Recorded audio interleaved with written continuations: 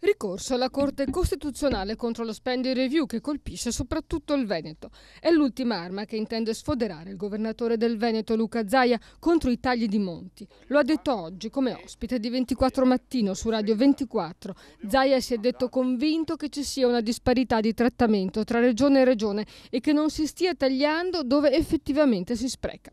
Invece la Corte dei Conti proprio oggi ha promosso le misure adottate dal governo, secondo cui lo spending review è il primo provvedimento che va verso la revisione qualitativa della spesa. Proprio la Corte dei Conti aveva attaccato Monti nelle scorse settimane sull'aumento delle tasse che rischiava di far implodere l'economia e aveva invitato il Consiglio dei Ministri ad intervenire sulla spesa pubblica.